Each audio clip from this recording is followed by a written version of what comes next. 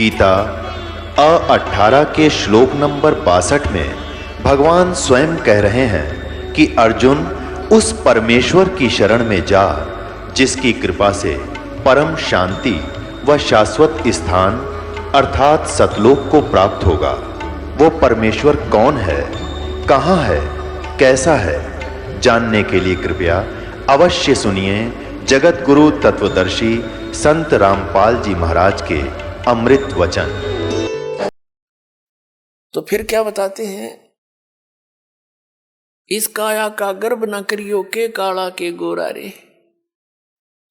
इसने कभी किसी के खरोंच आ जा थोड़ी सी, अंदर मटेरियल सारा एक जैसा सबका, चाहे कोई गोरा है चाहे काला है, ऊपर ऊपर की पॉलिश का अंतर है, बस अंदर मटेरियल सेम है।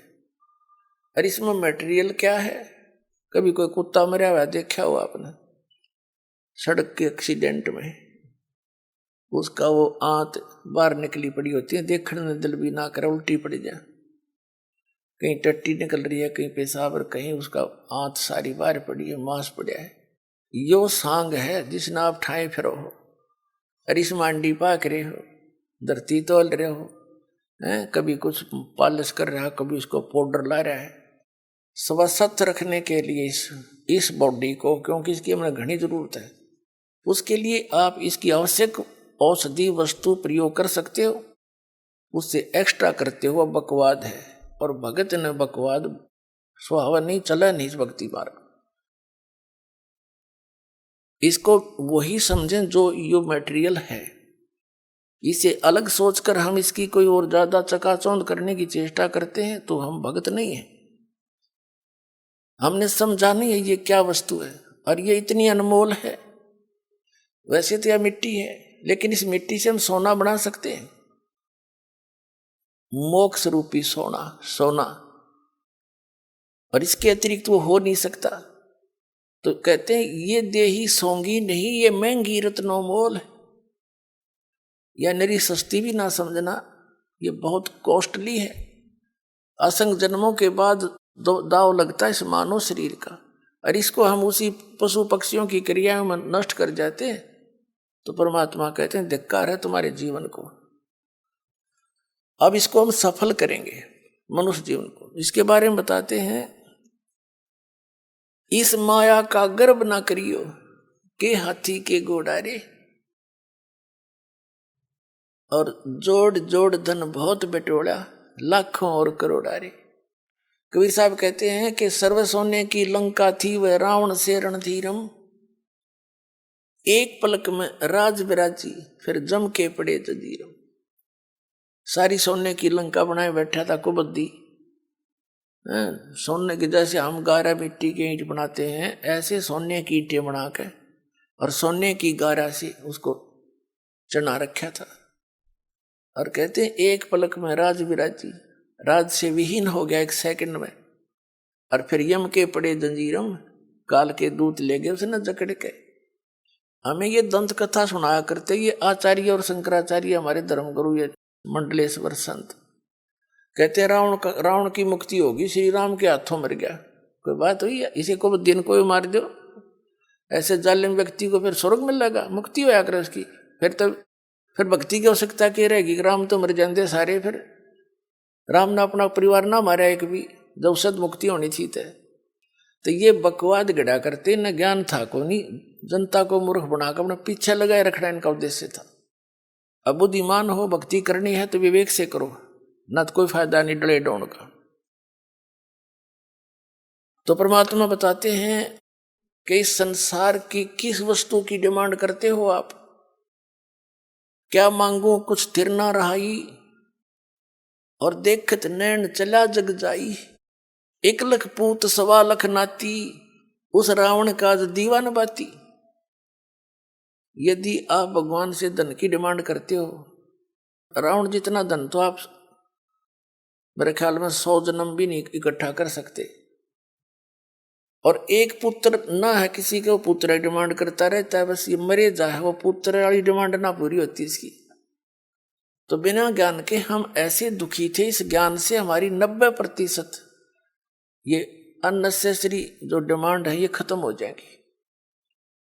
और फिर भी आपको किसी चीज की आवश्यकता है तो भगवान दूर नहीं है, वो वस्तु देगा जो आपके भक्ति में बाधक ना हो। जैसे डॉक्टर है, डॉक्टर रोगी को वही चीज अलाउड करेगा खाने के लिए जो उसके रोग में सहयोगी हो, बाधक ना हो। तो डॉक्टर नहीं है, उसने नो क्या कुछ खा ले, बता कोई बात है। ब्लड प्रेशर का मरीज और उसने घी खवावे और वो घी खाना चाहता है और डॉक्टर कहे खा ले, तो डॉक्टर नहीं है, वो तो दुश्मन है उसका। तो हम आपको वो वस्तु कति अलाउड नहीं कराएंगे जो आपका जीवन नाश कर दे, यानी भक्ति नाश कर दे। आप भक्ति करियो चाहे ना करियो, ये कोई बालकों का काम नहीं है, ये मैं कोई डूम बाट नहीं, कोई मांगनियां खड़ियां नहीं, एक मैंने रोजी रोटी ना मिल रही थी। इस दास ने इस परमात्मा के प्रोसेस को, इसके सारे ज्ञान को बहुत गहराई से समझा है और तब इसके ऊपर कदम रखा है। और कितने संघर्ष के बाद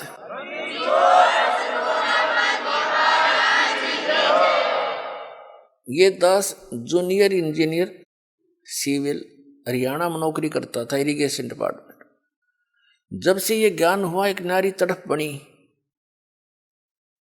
और ये सोचा करता था कि भगवान ये सभी मेरे जैसे दुखी हैं, सभी परमात्मा के लिए भटक रहे हैं। कोई सालासर जाता है, कोई वैष्णो देवी, कोई अमरनाथ के इतनी भयंकर पहाड़ियों पर चढ़ जाता है, वहां मर भी जाते हैं बर्फीले तूफानों से, फिर भी जाते हैं, अगले दूसरे हिचकते नहीं। और ये ज्ञान यदि आपके बच्चों तक पहुंच जाए, भक्ति ते न करनी है तो यह अच्छी भक्ति करेंगे तो काम आओगे, तो डरे ढोरे। और कुछ फिर ये हुआ था कि असंग जन्म हो गया, हम न ये नौकरी करते हैं कि तो बालक पैदा करके न पालते पोसते, राजा भी बन दिए, परमात्मा का विधान बताता है, फिर गधे भी बन गए। तो ये सोचा था दास ने कि भगवान दया करे, उसका प्रचार करूं। जब तक आदेश नहीं था नाम का तो भक्तों से मिलता था, अपने मित्रों से, रिश्तेदारों से, घर वालों से, सबको कहता कहवाता, और जो समझ जाता नाम दिलवाता था अपने पूज्य गुरुदेव जी से। फिर और मन में ये सोचा करता कि इस नौकरी ने छोड़ छाड़ के अपनी तो भक्ति करूं, इसमें तो सारा दिन सिर दर्द रहता है। लेकिन वो भी हमारी अपनी बालक वाली सोच थी। लेकिन परमात्मा का ज्ञान तो ये कहता है कि डेरे डंडे खुश रहो, खुश रे लेना मोक्ष। द्रुपरलाद भी पार हो गए, फिर गृहस्थी में के दोष। तो फिर दिल सा डटे था। फिर गुरुदेव ने आदेश दे दिया एक दिन के नाम दिया कर तू, आज से मेरा आशीर्वाद तेरे साथ होगा, विश्व में तेरे समान संत नहीं होगा। मैं उनके मुंह की तरफ देख रहा था।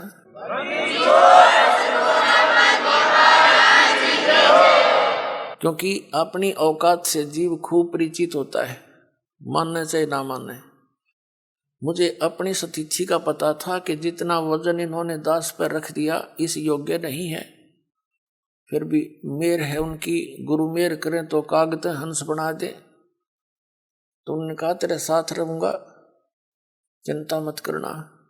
और आज से सभी जितने उनके शिष्य थे सबसे कह दिया था कि आज के बाद मैं तुम्हारा गुरु नहीं हूं।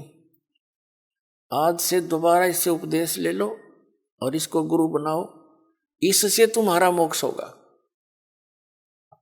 अब यह बात भी नहीं हमारे गले उतरे थी कि उन तो मौज है उनकी।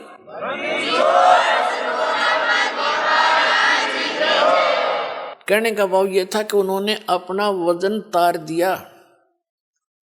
क्यों? उन परमात्मा के हंस थे वो खास, और सुनियोजित तरीके से इस पिछली पीढ़ी तक ये मूल धन लाना था हमने। और वो उनको उनके से द्वारा पार नहीं होने थे, ये पार इस दास के द्वारा होने थे। इसलिए उन्होंने अपना पल्ला झाड़ दिया और अपना वजन कति खत्म कर दिया। मैं तुम्हारा गुरु नहीं हूं, अब ये है वो गुरु जिसकी तुम्हें आवश्यकता है। छुड़ानी के अंदर उन्होंने स्पेशल ब्लॉक सबको सामने कह दिया था। तो बुद्धिमान व्यक्ति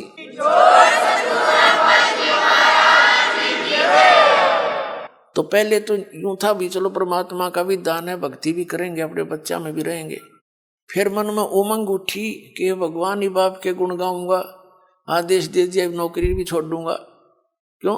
एक का काम होगा, नौकरी भगवान की सच्ची सरकार की कर ले चाहे नकली की कर ले, एक का बनेगी, इतना वजन हो पीछे। तो फिर ये पाठ सत्संग की अधिकता होगी। सन 1995 में दास ने सर्विस त्याग दी और खुशी मनाई थी कि मैं चलो असंग जन्म का झंझट था, इब निमट गया, अपना भक्ति करूंगा, अच्छे भगत मिलेंगे, सब ते प्यार तरह करेंगे, ज्ञान सुनाया करूंगा। अब मैंने सोचा था कि अब मैं चैन से रहूंगा। अब इसमें देखा इस जितना झंझट कितना पाया कोई ना। साची को कबीर साहब कहे हैं, साची को और मारना है, भला करूं और बुरा बतावें। वो नए सिरे तो और संघर्ष शुरू हो गया। जिस भी गांव नगर में हमने जाकर सत्संग किए, 2-2-3-3 दिन एक घर में पाठ करके हम सत्संग सुनाया करते थे, तो उस नगर के जो वो नकली संत 1-1, 2-2, 10-10, 20-20 सब गांव में बैठे हैं। उनको पता चले वो तो ब्रह्मा विष्णु महेश के बारे में ये कहता है, देवताओं की पूजा की भी मना करता है, ऐसा करता है। तो वो गांव गांव में शत्रु पैदा हो गए। हम नहीं उनको कुछ शत्रु मानते थे, लेकिन वो रोजी रोटी वाले हमें मानने लगे। तो यहां तक बात बढ़ती बढ़ती फिर आपने पता है क्रोथा कांड करा दिया इन दुष्ट लोगों ने। ये जनता के हितैषी नहीं, और जिन्होंने भी परमार्थ की चेष्टा की है ये सदा आगे अड़ते रहे। जैसे ईसा मसीह जी ने सच्चाई कहने की चेष्टा की थी, करस करवा दिया इन दुष्ट लोगों ने। कबीर परमेश्वर जी ने सच्चाई की ढोल के डंके पे इन्होंने वो दुख दिए, इन नकली गुरुओं ने। कलेजा मुंह को आता, पर भगवान की जब लीला पढ़ता है ये दास पढ़ी नहीं जाती है। आपके लिए भटक रहे हो, और इस दास के लिए क्या हुआ आपको पता नहीं। दास तो खूब गहराई से निकला, या मेरे साथ जो भक्त रहे हैं उनको पता है कितने संघर्ष से ये ज्ञान ऊपर को आया है, लेकिन सारा कबीर साहब का ही रहा है। तो दास ने ये सोचा था कि इसमें चैन से रहूंगा, इस जितना दुख तक इतना भी ना पाया। लेकिन अब ये दुख एक बार दास ने हो लिया। कुछ भगत हमारे साथ थे, उन्हें जेल तक जाना पड़ गया इस परमार्थ के लिए। इसी जेल तक 100 मिलो हमने, जो भगवान के बच्चे उभर जाए, जनता का कल्याण हो जाए।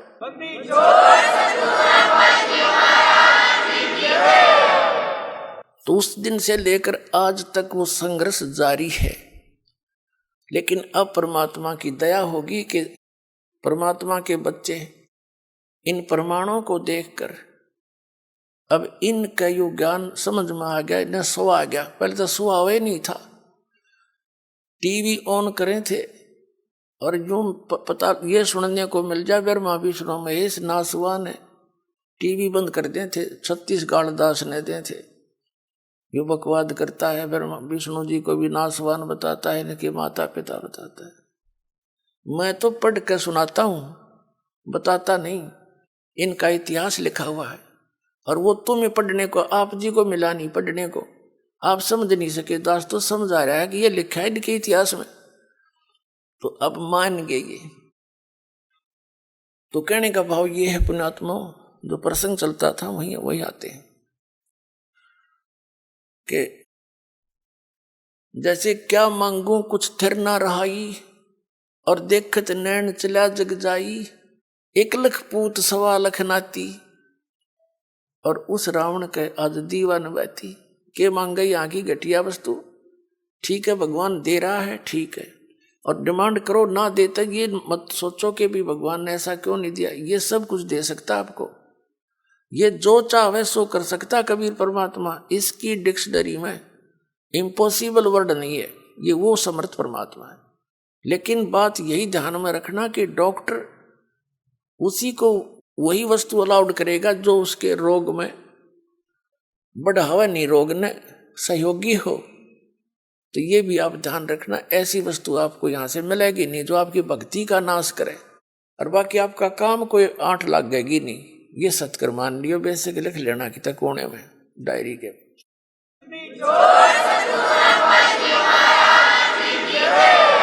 तो तो क्या बताते हैं कि दुविधा चतुराई, दुविधा दुर्मति चतुराई में जन्म गया नर तोरा रे, और अब भी आन मिलो सत्संग में, और करो गुरु ज्ञान पे गौरा रे, यानी गौर करो इसमें, गड़े ध्यान से विचार करो जो गुरु जी ज्ञान बताते हैं। फिर बताते हैं कि शरण पड़े को गुरु संभाले, जान के बालक भोला रे, और कह कबीर तुम चरण चित राखो, ज्यों सुई में डोरा रे। जैसे सुई में धागा डाल देते हैं और नीचे गांठ लगा देते हैं, धागा उस सुई के लटकता रहता है, उसके ऐसे चिपटा रहता है, उसे दूर नहीं हो सकता, उसको साथ साथ ले जाएंगे, साथ लटकता जाएगा। कहते हैं शरण पड़े को गुरु संभाले, जान के बालक भोला रे। पुणात्माओं, जैसे जितने भी दास ने बहुत इतिहास दिखाए नकली ऋषि में, ऋषियों के, संतों के, सभी का विधान है कि जो कर्म में भाग में लिखा है वो तो आपने भोगना ही पड़ेगा। भाग्य में जो लिखा है उसको प्रारब्ध कहते हैं, प्रारब्ध। अब प्रारब्ध में हमने जो दुख भोगने पड़ेंगे, फिर भक्ति की आवश्यकता क्या है? कौन करेगा भक्ति? एक दो चोटी सी लाग जब आदमी फूक देगा ठाके सारी मूर्तियां नरुन फोटुआ ने, तो क्या कैसे भक्ति कर सकता है? दिल टूट जाता प्राणी का। भक्ति करने की उत्साह तभी बनता है जब आदमी आने वाली आपदा का पता लग जाता कि ऐसा होना था, और फिर एकदम परमात्मा उस बला को टाल देगा आपकी, और आपको महसूस भी होगा सचमुच आज शरण में ना होते थे, बिजली गिर गई थी। तो फिर दूनी रुचि बनेगी भक्ति में। तो क्या बताते हैं कि जब तक आप गुरु की शरण में नहीं आते तो तब तक आप बालक थे, भोले बालक थे। और छोटा बच्चा अबोधपने में जैसे पालने में लेटा है बच्चा, बेटा या बेटी, और टट्टी पेशाब कर दिया कपड़ों में ही, और हाथ पैर मार के सारे कपड़े भी खराब, पैर पूर भी लथेड़ लिया लपट के टट्टी में, और फिर रोने लगता है, तो माता समझ जाती है कि इसने कोई भूख लगी होगी। वो जाती है उसको संभालने के लिए, तो क्या देखती है? सारे कपड़े भी खराब कर रखे, टट्टी भी कर रखी, पेशाब भी कर रखे। तो उसने बालक बुरा नहीं लगता, उसको पता है, इसने पता को नहीं, ज्ञान है माँ ने कि इसको पता नहीं, बालक से उसको ऊपर कोई दोष नहीं। उन्हें उठावेगी, धोएगी, मांजेगी खूब अच्छी तरह, कपड़े धोकर सुखावेगी, नए पर आवेगी, और छाती के लावेगी, फिर लाड करेगी, दूध पिलावेगी। तो आज जब तक इस शरण में नहीं आते परमात्मा कबीर जी की में, आप ऐसे बच्चे हो, और अनजानपने में ना जाने कितनी गलती करके आप कति छट गए, उसमें लथड़े पड़े हो। लेकिन कहते हैं शरण पड़े को गुरु संभाले, और जान का बालक भोला रे, कह कबीर तुम चरण चित राखो, ज्यों सुई में डोरा रे। आपका इतना काम है।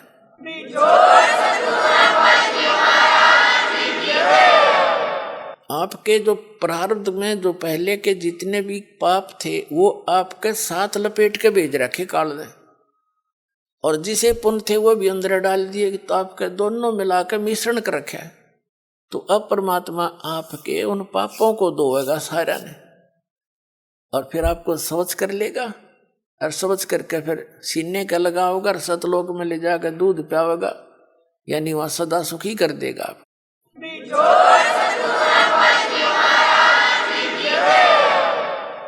शरण पड़े को गुरु संभाल, जान के बालक भोरा रे, कह कबीर तुम चरण चित राखो। आपका कर्तव्य बताया है कबीर साहब ने। आप भी अपने गुरु जी से ऐसा अभेद संबंध कर लो, मन में दोष नहीं आवे।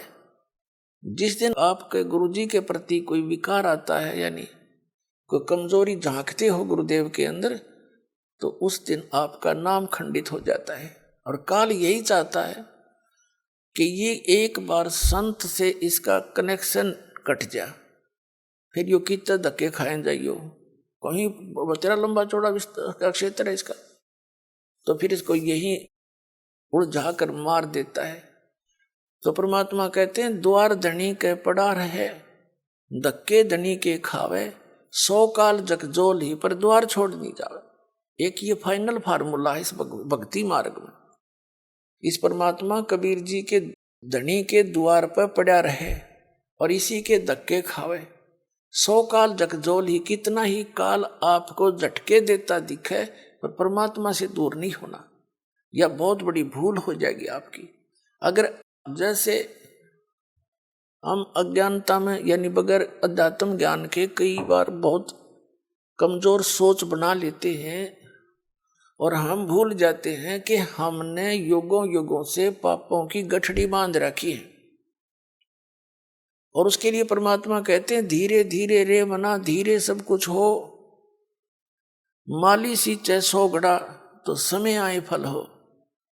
आप जी ने भक्ति का बीज ईब बोया है यू कितने युगों के बाद, अभी तक आपकी पिछले संस्कार ही चल रहे थे और कहीं थोड़े बहुत पुण्य कर दिए, कि दाने डाल दिए को छोटे मोटे पुण्य, वो स्वर्ग में बर्बाद कराए आप। पुणात्माओं, ये भक्ति युग है। अब ये चौथा युग का बीच का समय है। इसमें अब करोड़ों की, कई करोड़ यानी पूरे विश्व में ये भक्ति पर लगेंगे प्राणी, अरबों खरबों की संख्या में। और जो पार होगे वो तो होगे और रह भी बतेरे जाएंगे, तो वो जो रह जाएंगे ना उनकी दुर्गति घनी होगी, क्योंकि ये कमाई तो इतनी गजब की बनेगी आपकी। पहले मंत्र से बहुत गजब की कमाई बन जाती है, जबरदस्त भक्ति धन संग्रह होता है आपका। और फिर उनके अगर आप पार नहीं हुए तो क्या करेगा आपके साथ में। जैसे आपकी भक्ति धन इन ऊपर के लोकों में आपको इनका प्रतिफल मिलेगा। जब सतलोक नहीं जान पाए तो फिर ऐसे बनेगी आपके साथ। इस मूल कमल में गणेश जी का जाप है, आपको दिया जाता है। इसका भक्ति धन आपका इकट्ठा हो रहा है और पार हुए नहीं तो आगे छड़ी यही रहेगी आपकी। फिर ये लुटेरे आपको टर्न बाई टर्न लूटेंगे। आप गणेश जी के लोक में जाओगे, वहां गण बना देंगे आपको, आपकी पूंजी होगी, रेस्टोरेंट तैयार है, उसका कमीशन है इन देवताओं का। जैसे होटल के मालिक होते हैं उनका कमीशन होता है वो अलग से, यानी उसमें अपना न्यारा चार्ज लगाते हैं उस बिल में। तो आप कहीं किसी में 10% आपकी कमाई से, किसी में 15%, किसी में 20-25% ये अपना लेते हैं, तब अपना गुजारा चला रहे हैं। ये कंगाल लोग है 21 ब्रह्मांड तक का उस सतलोक की दृष्टि में। और आप भक्ति के धनी लोग वहां जाते हैं, जैसे यहाँ कुल्लू मनाली में जाते हैं गर्मियों में सेठ लोग, और 10-20 हजार रुपये खराब करके उल्टे फिर आ जाते हैं मुंह लटका कर कर्म क्षेत्र में। तो आप इस मूल कमल के मंत्र का जाप जो आपको दिया जाता है गणेश जी के लोक में, वहां ठाठ करोगे, यहाँ के नकली ठाठ। जब वहां आपकी ये पूंजी समाप्त हो जाएगी उसके बाद आपको भेजेंगे ब्रह्मा जी के लोक में, क्योंकि उसका भी जाप आपने कर रखा है। वहां जब आपकी धन खत्म हो जाएगा फिर जाओगे विष्णु जी के लोक में, क्योंकि उनका भी आपने धन इकट्ठा कर रखा है। फिर उसके रेस्टोरेंट में वहां रहोगे। उसके बाद फिर जाओगे आप श्री शिव जी के लोक में, उसकी भी कमाई करते हो, मंत्र जाप करते हो। फिर जाओगे दुर्गा जी के लोक में, और वहां भी जब समाप्त हो जाएंगे फिर आपके 2 मंत्र का जाप और रह गया, ये 2 अक्षर का सतनाम का जाप। तो उससे जाओगे आप फिर ब्रह्मलोक में, इस काल के निज लोक के अंदर। वहां कोई हजारों युगों तक आप उस ब्रह्मलोक में रहोगे। वहां इस ओम के धन को खत्म करके फिर वापस आओगे। और फिर इस सतनाम के अंदर जो दूसरा मंत्र है, इसने काल ने उस ब्रह्मलोक में जीव को धोखा देने के लिए नकली सतलोक, नकली अलखलोक, नकली अगमलोक और नकली अकैलोक बना रखे। तो उस पूंजी को फिर ये आपकी वहां बर्बाद करावेगा। फिर रह गया आपका जिसको सार नाम प्राप्त हो गया है और वो पार नहीं हुआ। जरूरी नहीं कि सार नाम मिलते ही पार हो जाओगे। ये तो परमात्मा ने कहा है राम नाम रटते रहो राम नाम रटते रहो जब तक घट में प्राणे, भाई कभू तो दीन दयाल के भनक पड़ेगी कान। परमात्मा कबीर जी कहते हैं, पाकी खेती देख के गर्भियो मत किसान, अब हूँ झोले बहुत हैं घर आले तब जाने। कहते हैं इस या पाकी खेती देख के खेत में अभिमान ना करना किसान, अभी तक बहुत वर्षा ओले आंधी तूफान शेष है, ना जाने के बिजली पड़ जा, तेरे घर आले जब मानिए तेरे धन तेरे घर आ गया। इसलिए बताते हैं कि ये ना समझना सार नाम मिल गया तुम पारे होगे। सार नाम की कमाई और मर्यादा में अंतिम श्वास तक करते हुए और एक विशेष कसक बनाओ सतलोक में जान की, तब वहां जाओगे जहां आशा तांबासा हुई, मन कर्म वचन सुमरियो सोई। अब जो सारनाम जिसको प्राप्त हो गया, वो सारनाम प्राप्त प्राणी को एक विशेष बेनिफिट मिलेगा। उसको फिर जैसे आप जितने भी प्राणी यहाँ आए हो जो सीधे आ रहे हैं, जिनको परमात्मा 600 वर्ष पहले दोबारा आकर मिले थे और उनको पुनः फिर भक्ति से चार्ज कर गए थे कुछ, ताकि यहाँ तक आपके मनुष्य जीवन होते हुए आ गए, एक विशेष बेनिफिट मिलेगा। उस व्यक्ति के उस आत्मा के साथ परमात्मा सदा रहेगा। लेकिन पार तो होगा इसी समय में, जैसे अब आप ये है वो स्वर्ण युग, ये स्वर्ण युग है इस मोक्ष का, तो पार तो होगा इस समय वो, लेकिन परमात्मा उसके साथ रहेगा। और फिर भी उसका दुर्भाग्य ही है क्योंकि मोक्ष हुआ नहीं था, फिर नौके नंडले फिर ढोने लग गया। लेकिन दाता साथ रहेगा। जैसे हम पहले देखा करते थे, कई ऐसी दुर्घटनाएं हमारे साथ हुई और सेकंड के भी कुछ हिस्से में बचाव बन गया है, और वहां फिर हम सोचते रह जाते थे भगवान बड़ी जान बची। और ये हम जिन भगवानों की भक्ति करते थे इनको क्रेडिट देते थे, इनका वहां कोई रोल नहीं रहता, वो तो समर्थ एक ही है। जो बच्चा गौ की नजर में न्यू साईं को संत, और भक्तों के पीछे फिर वो भगत वत्सल भगवंत। तो कहने का भाव ये है कि जो अब पार होगे तो धन्य भाग है उनके, और जो रह गए इस भक्ति युग में, हजारों वर्ष चलेगा भक्ति मार्ग, ज्ञान एक रह जाएगा, समाधान भक्ति एक ही रह जाएगी। पूरे विश्व में एक रस हो जाएंगे तो भक्ति बहुत आसानी से बनेगी सबकी। फिर अब तो एक भक्त ने ये ज्ञान जाना है, समझा है, घर में विरोध शुरू हो जाता है, घर वाले आंख दिखाने लग जाए, नो के तू के पैदा हो गया, तने हमारी सारी मर्यादा तोड़ दी, तो कुछ भी पूजा नहीं करता, इन और साधनाएं कुछ भी नहीं करता। तो इसलिए हमारी अभी भक्ति जो है झटकम पटकम चल रहे हैं, हम हंगाइसा कर रहे हैं, लेकिन ये हम चलते रहेंगे तो वो सेट हो जाएंगे। उनको मानना पड़ेगा, उनके साथ ऐसी घटनाएं घटेंगी और फिर यहाँ आते ही राहत मिलेगी तो वो आपके साथी हो जाएंगे। और फिर जब एक रस हो जाएंगे हम, जैसे कोई सिख धर्म में जन्मा है तो सारे ज्ञान से जितना उनको ज्ञान उससे परिचित सब यस नो प्रॉब्लम। जैसे हिंदू धर्म में जन्मा है, जो कुछ भी उसके ज्ञान है, जो क्रियाएं सब कर रहे हैं, नो प्रॉब्लम।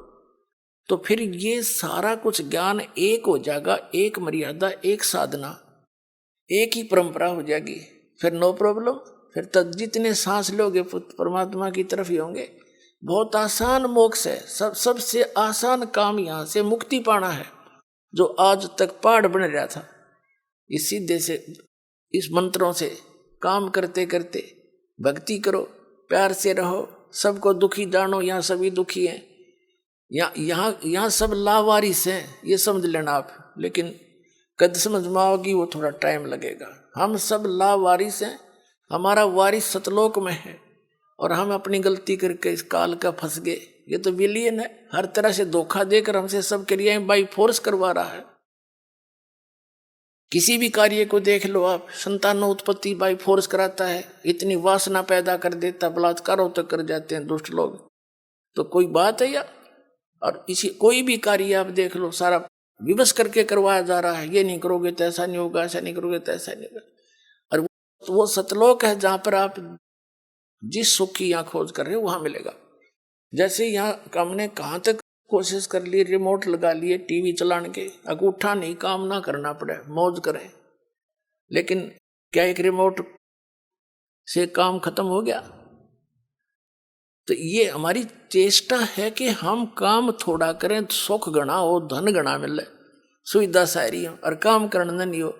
हम बच्चों को इसलिए पढ़ाते हैं अच्छे अफसर बन जावे हैं, काम थोड़ा और धन गणा, और आराम से रहेंगे। आराम रूम तो उसने है नहीं, मुझे पता कितना आराम है नौकरी वाले ने, सारा दिन टेंशन में रहता है वो, जितना बड़ा अधिकारी बनता चला जाता। पर हम तो गधे हो गए, इन दुखों ने सहन करने के आदि बन गए, सहन मस्ती मान रहे हैं। झूठे सुख को सुख है ये मान रहा मनमोद, ये सकल से भी ना काल का कुछ मुख में कुछ गोद। तो कहने का भाव ये है कि जो सतलोक में सुख है हम उसकी तलाश यहाँ कर रहे हैं, ये सुख साख तो किसी को है नहीं। तो प्रसंग चल रहा था, हम वहीं आते हैं। अब क्या बताते हैं कि इस ज्ञान के आधार से यहाँ कोई रह भी जागा, रह तो जाएंगे कुछ लास्ट से में, तो फिर क्या होगा? परमात्मा कहते हैं अभी जैसे इस भक्ति युग के दौरान और कोई नाम टूट गया किसी कारण से, उसने गलती कर दी। देखो दो प्रकार से विमुख होते हैं, एक तो गुरुद्रोही बन जाता है, उसको तो भगवान संभालता नहीं, उसको तो कई हजार युगों तक मनुष्य जीवन नहीं मिलेगा फिर। और जो वैसे गलती से कर जाता है, गफलत कर जाता है, भक्ति करता करता छोड़ दिया, तो उसने अपना काम बढ़ा लिया, फिर वो जाएगा जैसे आपको बताया पहले गणेश जी के लोक में, वहां अपने जीवन पूंजी नाश करेगा भक्ति की, फिर जाएगा ब्रह्मा जी के लोक में, फिर विष्णु जी के लोक में, फिर शिव जी के लोक। तो यहां परमात्मा ने एक ऑप्शन और बताई है आपको, कहते हैं शिव मंडल ब्रह्मापुरी चाहे विष्णु लोक में हो, हमरे गुण भूले नहीं तो आन छुटाऊं तो। कितना रहम किया आपके ऊपर। कहते हैं यदि तू गलती से और बीच में गफलत कर गया, फिर पहुंच गया विष्णु लोक में, शिव के लोक में, कहते वहां तेरा फिर याद आ जा कि मैं तो गलत आ गया, ये तो पहले बताया करते गुरुजी, या तो मेरी पूंजी नाश होगी, मेरा तो काम बिगड़ गया सारा।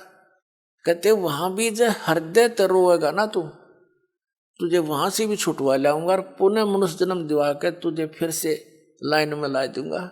इतने दयालु हम जी छोड़।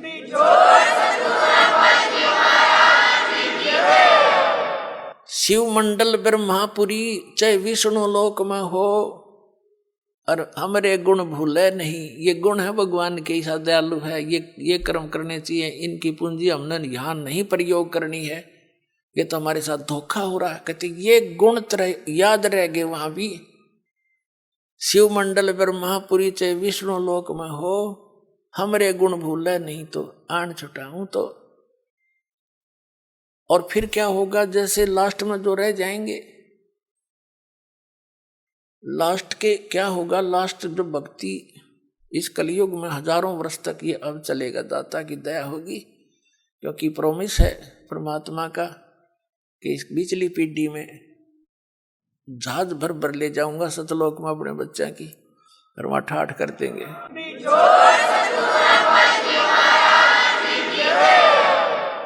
और पिछले लास्ट वाले फिर धीरे धीरे धीरे धीरे भक्ति कम होती चली जाएगी, गफलत में आते चले जाएंगे, सुख घना होगा, क्योंकि यहाँ पर सतयुग जैसा माहौल एक बार फिर बनेगा।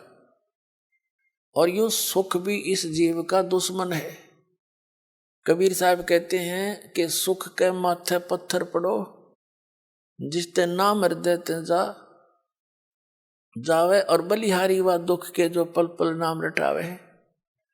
कबीर साहब कहते हैं, हमें उदाहरण देते हैं कि इस यहाँ के नकली सुख में अंधे ना होना।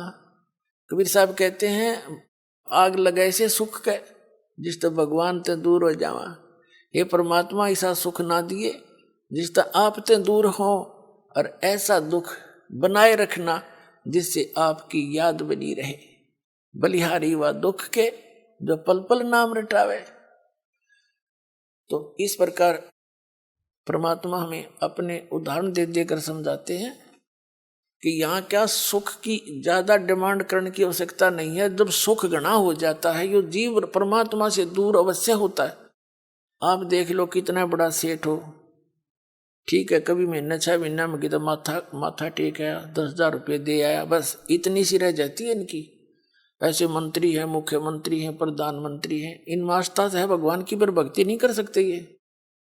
ठीक है कि माथा टेका हुए हैं फॉर्मेलिटी सी, क्योंकि जीव है भगवान के लिए तो रह ही नहीं सकता।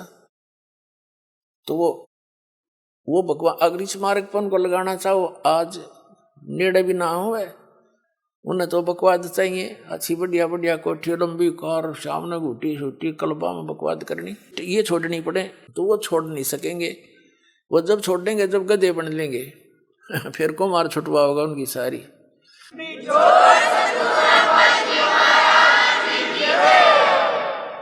अपने आत्माओं जो प्रसंग चल रहा है वहीं आते हैं। अब क्या बताते हैं, जैसे प्रसंग ये चला है कि आप जी इस परमात्मा के शरण में आए हो और आप कुछ धर्म पुण्य भी करते हो, क्योंकि हर तरह से ज्ञान दिया जाता है। और आप ये सोचते हो कि भी कई बार ऐसा सोच लेते हैं कि मैंने जो है ना नाम लिए भी इतने दिन हो गए, सतनाम भी मिल गया, पाठ भी करा दिया, ज्योति भी चढ़ा दी, और फिर भी कोई ना कोई आंट अड़ांस, यानी कोई ठीक होगी एक आधी तो हमारे कर्म की कोई इनको बनी ही रहती है, इतने पाप हमारे इकट्ठे। तो वो ये सोचे, कई तो ऐसे पता लगा जब अब तो इतना ध्यान नहीं रहता दास को, क्योंकि संगत ज्यादा होगी, भगवान के बच्चे बहुत हो गए। पहले 100-200 भगत थे शुरू में, और उनको इतने सुख दिए परमात्मा ने, अपने मुंह से बताया करते, उनकी जीभ का जुबान का थूक सूख जाता था सुख बताते बताते। और फिर वो आना ही छोड़ जाते, उनसे पूछा करता अन्य से वो नहीं आए क्या हुआ। वो जाकर पता करते, आपको याद कर रहे थे गुरु जी, आप आए नहीं सत्संग में।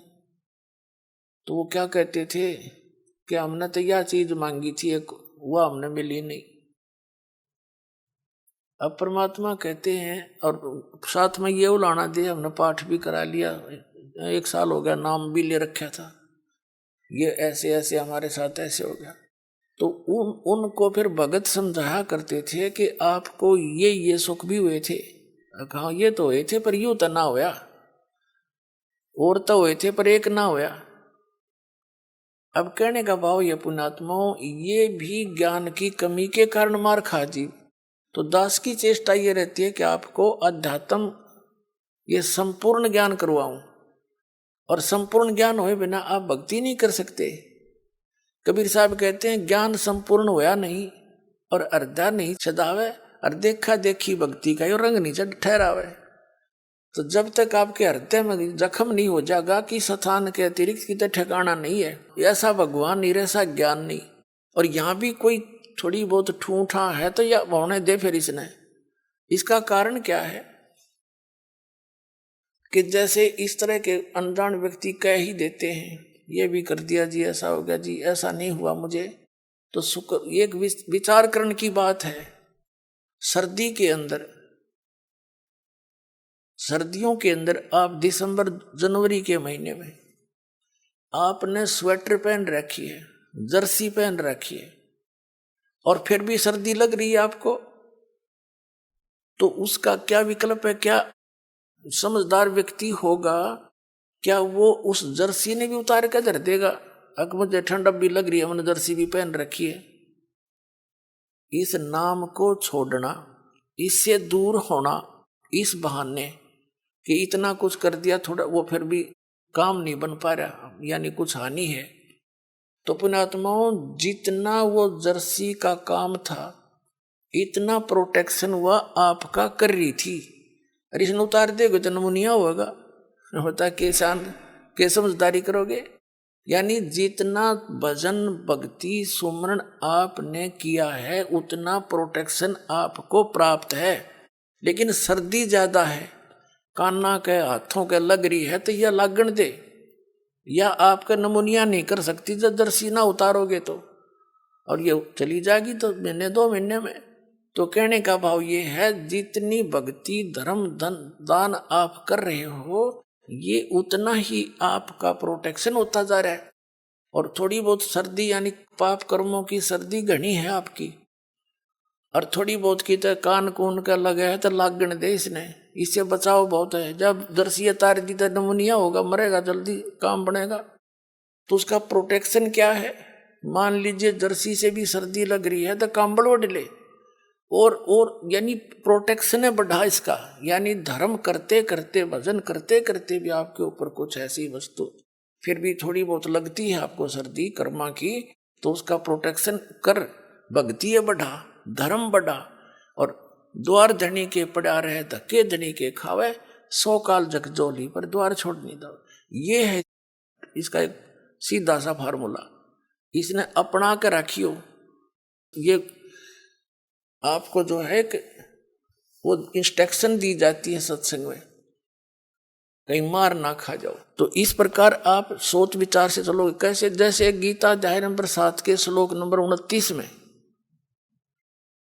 क्या बताया है कि जरा मरण मोक्षाय यतंती ते माम आश्रित यतंती ये ते ब्रह्म तत्व विदु और कृष्णम अध्यात्म कर्म च अखिलम।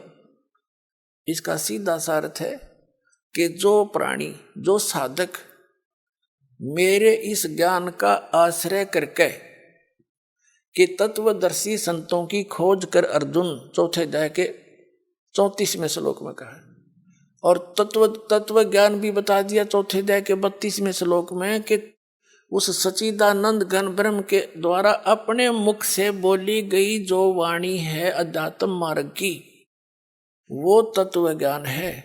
उसको उसमें विस्तार के साथ सब धार्मिक यज्ञों की अनुष्ठानों की जानकारी दी गई है, वो तत्व ज्ञान है। चौथे अध्याय के 34वें श्लोक में कहा कि उस तत्व ज्ञान को तू तत्वदर्शी संतों के पास जाकर समझ। उनको दंडवत प्रणाम करने से, यानी आधीनी, सबसे पहले आधीनी होती है भक्ति में। आधीनी नहीं है तो आप भक्त नहीं बन पाओगे। जैसे लड़का, जैसे कोई बच्चा मिलिट्री में भर्ती हो गया तो वहां पर उसको सारे गुर सिखाए जाएंगे युद्ध करने के, आपत्ति में कैसे अपना बचाव करना है, उसके सारे पिट्ठू पैठू लगा के उनकी रिहर्सल कराई जाती है, और लंबे पेट पलनियां चलाई जाती हैं कोणियों के बल काफी दूर तक, ताकि ये संघर्ष करने के योग्य हो जा। और वो बच्चा आके वहां करे नहीं उन क्रियाओं को, तो उनको कौन रखेगा वहां फौज में? बाहर फेंक देंगे। तो यहां आप आए हो, हमने काल के साथ युद्ध करना है, यानी इस अज्ञान के साथ भी और काल के साथ भी। उससे बचने के लिए ये हमारे फॉर्मूले, दंडवत प्रणाम करे, आदीनी रहे, बुराई छोड़ दे। तो इन नैना नहीं करेगा तो फिर वो फौजी किसा, फिर वो भगत कैसा?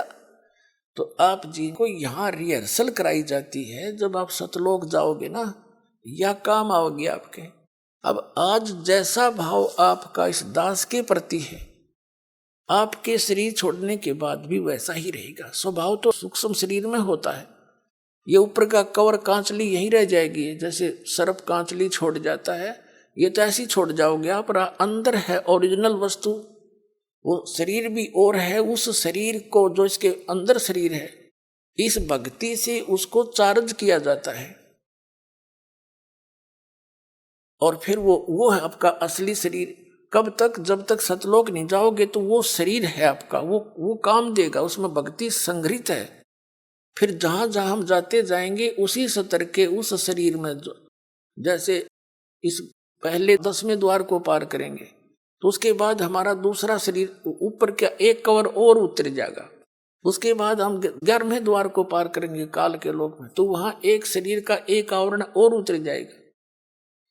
उस नीचे वाले में दूसरे मंत्र की चार्जिंग रहेगी।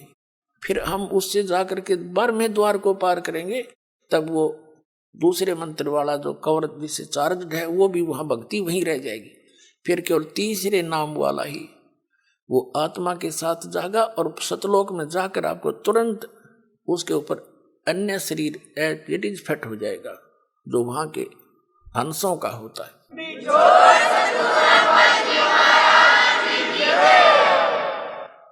तो यहां क्या बताया है, परमात्मा पाने के लिए हमने फार्मूले जो गुरु बता रखे हैं भगवान ने, उनको अपना के चलना पड़ेगा। तो क्या बताते हैं कि कहे कबीर तुम चरण चित राखो जो सुई में डोरा रे।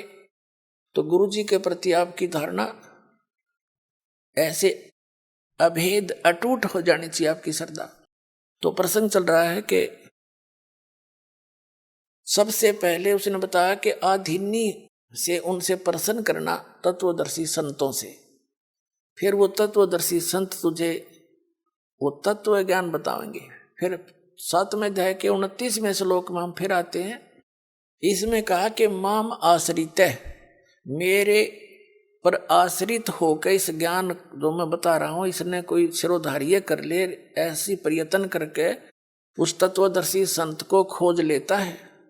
माम आश्रित है, मेरे पर आश्रित होकर जरा मरण मोक्षाए यतंती ते, यतंती ये यानी जो जरा यानी बुढ़ापे थे और मरण माने मृत्यु से, मोक्ष माने छुटकारे के लिए ही ये तंती वो प्रयत्न करते हैं।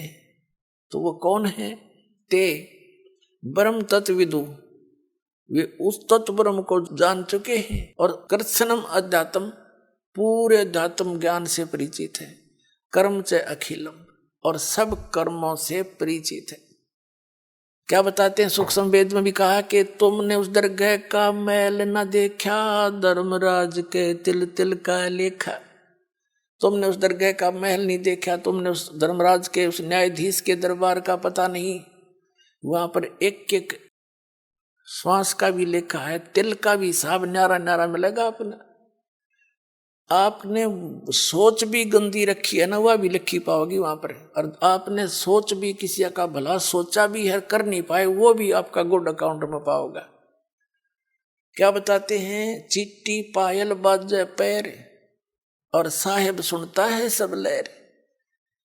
जैसे चिट्टी के कीड़ी के कोई घुंघरू बना के बांध है पहले तो घुंघरू के बनेगा, वह पायल बनेगी किसी बाल से भी पतली। और कहते हैं उसका भी यदि थोड़ा सा शोर हो गया, यदि पहले दोस्तों शोर हो ही नहीं सकता, कहने का भाव है कि अगर उसकी भी पायल का खुड़का, चिट्टी के पैर की पायल भी थोड़ी बहुत खुड़का करेगी ना, साहिब सुनता है सब लहर। कहने का भाव ये है, आपकी सूक्ष्म से सूक्ष्म भी सोच को वो परमात्मा खूब सुनता है। तो कहते हैं तुमने उस दरगाह का मैल नहीं देखा, धर्मराज के तिल तिल का लिखा। आपको सत्संग में बताया जाता है, कभी अपनी नियत किसी के दूसरे के धन पे या पराई स्त्री पे भूल कर सपने में भी नहीं करना। अपने मन को हमने परमात्मा के रंग में रंगना है। और यहाँ से चलते समय फिर यही बकवाद बहाऊंगी। जैसे त्रिकुटी पर गए, वहाँ तो काल का भयंकर जाल है, वहाँ डांस हो रहे हैं, बड़ी बड़ी स्टेज लगा कर सुंदर सुंदर लड़कियां नाच रही हैं। और आपकी जैसी वृत्ति यहाँ होगी, उड़े जा खड़े हो गए नौकर का था ने, इतने वो परमात्मा जालेंगे काल गोदी पकड़ के, अरे ठोक देगा उड़े, फिर ठाके स्वर्ग में पंडित जी धक्के खांदे। ये कर्मता संग जन्म हो गया हमने करता ने। तो ये जैसा स्वभाव आप यहाँ बनाओगे, ये आपके आगे काम आओगा। तो क्या बताते हैं, तो यहाँ बताया है कि जो वही व्यक्ति पार होगा जो पूरे अध्यात्म मार्ग से परिचित और तत्ब्रह्म से परिचित। गीता अध्याय नंबर 8 के श्लोक नंबर 1 में अर्जुन ने प्रश्न किया कि किम तत्ब्रह्म, किम अध्यात्म और किम कर्म पुरुषोत्तम। वो तत्ब्रह्म क्या है, जो अध्यात्म मार्ग क्या है, अध्यात्म तो उसने बता दिया, तत्वदर्शी संतों के पास जाके समझ ले, वो बताएंगे। और तत्परम के बारे में 8वें अध्याय के 3 श्लोक में श्रीमद् भगवद गीता में कह रहा है गीता ज्ञानदाता कि वो परम अक्षर ब्रह्म है। इससे ये सिद्ध हो गया कि गीता ज्ञानदाता से अन्य है वो परम अक्षर ब्रह्म। आइए अब हम उन श्रद्धालुओं के अनुभव जानते हैं जो जगत गुरु तत्वदर्शी संत रामपाल जी महाराज जी से दीक्षा प्राप्त कर चुके हैं तथा उनके द्वारा बताए गए भक्ति मार्ग पर चल रहे हैं। जी नमस्कार। सर नमस्कार। जी क्या नाम है आपका? ओके कुमारी। कहाँ से आए हैं आप? ग्राम काशीरामपुर, जिला बिजनौर, तहसील नजीबाबाद। संत रामपाल जी महाराज से नाम दीक्षा लेने से पहले आप क्या भक्ति साधना करते थे? शिव जी की, जैसे व्रत करना सोमवार के और शनिवार के व्रत करना, गुरुवार के व्रत करना। क्या शिव भगवान की भक्ति करने से आपको कोई लाभ मिला? जी नहीं, बहुत दुख मिला हमें। तो फिर संत रामपाल जी महाराज जी की शरण में कैसे आए आप? कैसे पता लगा आपको? संत रामपाल जी महाराज जी ने तो हमें पहले ही दर्शन दे दिए थे नाम दीक्षा लेने से, तो हम टीवी के माध्यम से आए। हम सत्संग देख रहे थे तो जो हम पे भूत बाधा थी वो अंदर से भूत निकल के बोलने लगा कि संत रामपाल गुरुजी आ गए, गुरुजी आ गए, छोड़ दो हमें, छोड़ दो, तो बंद कर दो टीवी को। हमारे भगत जो हमारे पति हैं उन्होंने टीवी नहीं बंद करा और मोबाइल भी चला के रख दिया। तो थोड़ी देर में जो भूत था वो शांत हो गया। आपको संत रामपाल जी महाराज जी दिखाई दिए? दिखाई नहीं दिए हमें, भूत को दिखाई दी, मतलब जो भूत था अंदर उसको दिखाई दी। बोल रहा था कि संत रामपाल जी महाराज जी आ गए हैं। क्या आपने संत रामपाल जी महाराज से इसलिए नाम दीक्षा ली कि आपको भूत प्रेत की बाधा थी? पहले बालाजी गए हम तो भूत यही बोलता कि मैं लेके जाऊंगा। जो हमारे घर में 2 मृत्यु भी हो गई थी, जो हमारे ससुर जी हैं और 10 ससुर जी हैं, वे भी भूत बाधा में ही गए। और जो मेरी बेटी है 8 साल की थी, वो उसको ब्लड कैंसर हो गया था। 9 महीने तक हम उसको जोली ग्राउंड अस्पताल में भी लेकर आए, उसको कीमोथेरेपी हुई। उसके बाद फिर जो 10 ससुर थे हमारे वो गुजर गए, 1 महीने तक उनको पैरालाइज हो गया। फिर उसके बाद सगे ससुर थे, उनको पैरालाइज हो गया। अचानक से वे मार्केट में गए घूमने के लिए, मतलब प्रॉपर्टी डीलर थे वो, तो वो कुछ काम से अपने लिए, भागवाला आया हमारे पास में, वहाँ गए मार्केट में। तो उनकी बाइक ऐसे उड़ गई जैसे हवा में उड़ गई हो। तो वहाँ से फ़ोन आया कि ऐसे ऐसे हो गया। तो जब वहाँ से फ़ोन आया तो हमें पता चला कि उनका एक हाथ और एक पैर नहीं चल पा रहा है। तो हम बहुत घबरा गए, जिम्मेदार आदमी थे वे हमारे घर के। हमने सोचा अपने मन में कि अब क्या होगा, अभी नहीं ऐसा हो गया। फिर हमने उनको जोली ग्राउंड दिखाया तो उन्होंने बोला कि इनको घर ले जाओ, इनको पैरालाइज हो गया, ऐसे रिजाई में दबा के रखो इनको और जुराब पहना के रखो हाथ में भी और पैर में भी, गर्मी आएगी तो ठीक हो जाएंगे। तो हम घर ले आए। रिश्तेदारों में बोला कि इनको भूत बाधा है। हमने उनको तांत्रिक को भी दिखाया।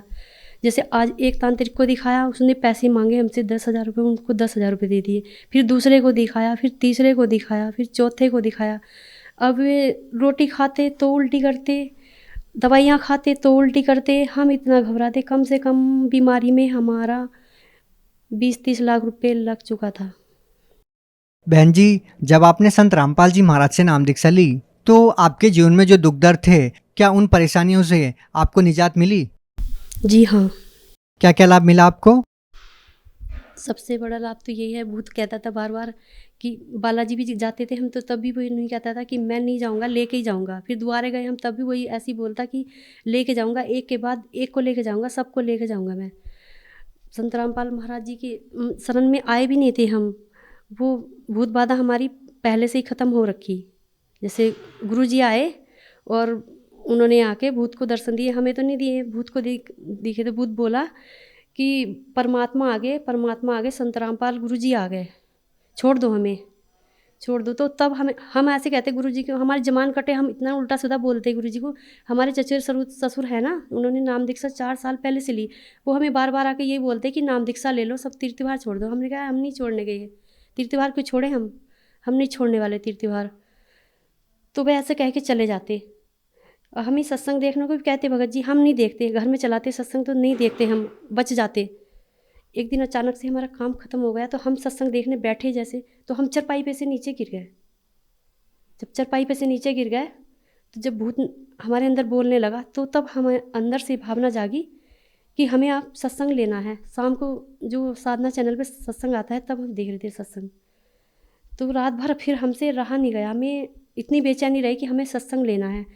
सुबह को फिर हमारे जो चचेर सासुर हैं वे फिर आए। हमने कहा चाचा जी हमें तो नाम दीक्षा लेनी है। तो उन्होंने बोला कि आज कैसे अचानक से तुम ऐसे बोल रहे हो कि नाम दीक्षा लेनी है, तुम तो कहते थे कि हमें नाम दीक्षा नहीं लेनी है।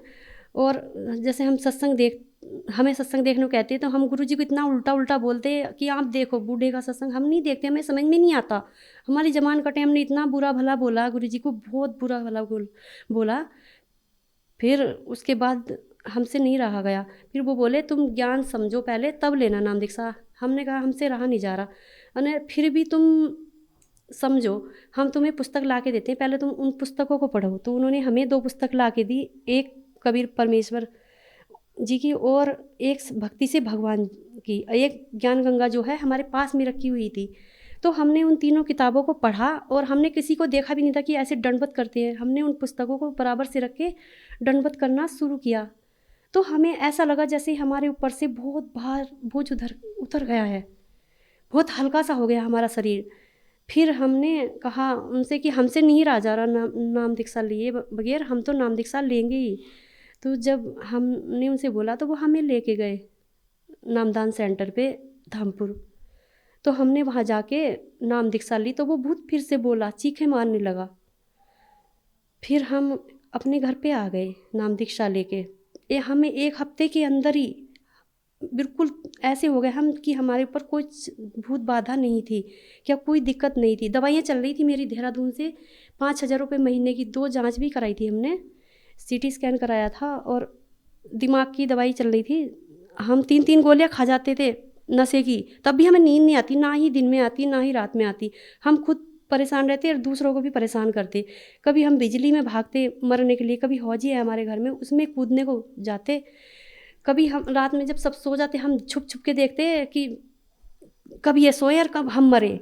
हमारे मन में ऐसा विचार आता मरने का कि हम मर जाएं, या हम दारू पिएं, हम नशा करें किसी चीज़ का, ऐसा विचार आता हमारे मन में। पर हम करने को चलते तो हम डगमगा जाते। आपको संत रामपाल जी महाराज से नाम दीक्षा लेने के बाद इतने सारे लाभ मिले, तो आप संत रामपाल जी महाराज जी के बारे में क्या कहना चाहेंगे? संत रामपाल महाराज जी के बारे में हम यही कहना चाहेंगे कि वे पूर्ण परमात्मा हैं और उनकी शरण में आए और उनसे नाम दीक्षा लें और अपना कल्याण करवाएं। आप अपने परिचित लोगों को, अपने जान पहचान वालों को क्या कहना चाहेंगे, जो लोग आपकी परेशानियों से परिचित हैं और वो लोग इसलिए संत रामपाल जी महाराज से नाम दीक्षा नहीं लेना चाहते कि उनको लगता है कि संत रामपाल जी महाराज देवी देवताओं की भक्ति छुड़वाते हैं?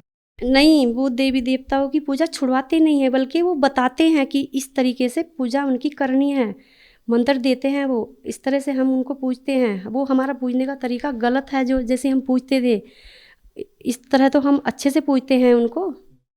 आपको संत रामपाल जी महाराज से इतने सारे लाभ मिले हैं, जो लोग आपकी तरह संत रामपाल जी महाराज जी से इतने सारे लाभ चाहते हैं, वो लोग संत रामपाल जी महाराज से नाम दीक्षा कैसे ले सकते हैं?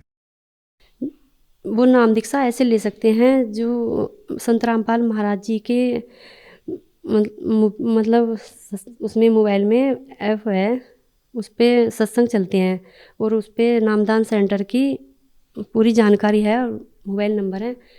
वो नामदान सेंटर का पता करें और नाम दीक्षा ले सकते हैं। जी बहुत बहुत धन्यवाद। नमस्कार।